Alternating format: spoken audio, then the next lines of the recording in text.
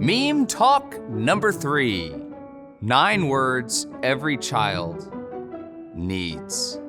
I love you. I am so proud of you. You know, as a youth minister and now as a senior pastor, someone who's been in ministry since 2006, there are themes that start showing up, certain patterns that start to become clearer and clearer the longer that you're in ministry.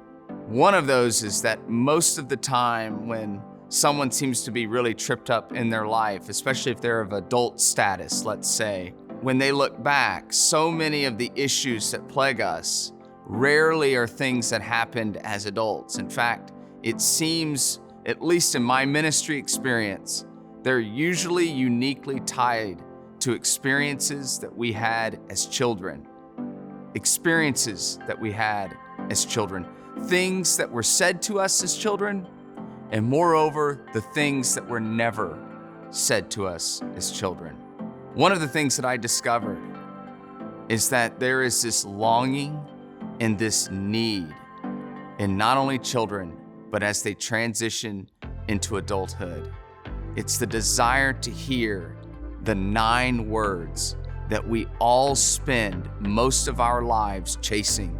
If we receive these 9 words, it puts us on a trajectory in life, feeling affirmed, confident, feeling like there is something about us that's been set apart and special and unique, and we have a role to play, we have a direction and a purpose.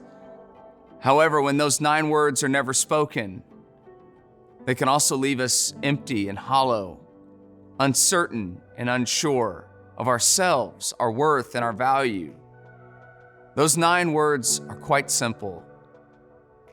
I love you. I am so proud of you. Those 9 words. I can't tell you how often someone has come into my office, and when we really begin to drill down deeper as to what's going on in their world and issues, they find themselves chasing those 9 words, seeking acceptance and approval that they never got as kids. They don't always recognize it. Sometimes it just feels like they're on this rat race wheel of acceptance and performance and value, jumping from one thing to the next to show that they are great, that they can perform, that they are worthy.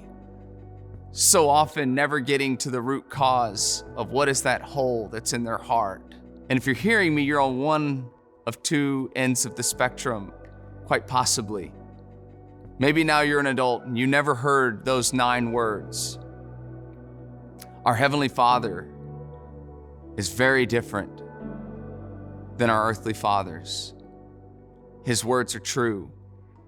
He never breaks a promise. In fact, he only walked away once, and it's when his Son was on the cross carrying all of our broken families, all of our broken parents, all of our broken childhoods. This Father never turns away from us. In fact, we are called sons and daughters of a king, royalty, in fact, flowing through our veins, heirs to a throne, counted as brothers and sisters to Jesus, quite literally. So if you're on that end of the spectrum, I want to remind you that your value and your worth is rooted in who Jesus is, and is rooted in who God says that you are, a beautiful, wonderful creation of His. However, if you're on the other end of the spectrum, and maybe now you're a parent, it may be a struggle for you to communicate certain things. Your first hiccup might be, well, no one ever said that to me, and I don't know how to wade in those waters with my child. Can I just encourage you and say this in a loving way? Please get over it. Force out of your mouth those 9 words to the next generation. Put them in a position so that not only your children, but your grandchildren will never know what it's like to exist with that hole in their heart. You hold within you generational impacting words that place future generations on a completely different trajectory.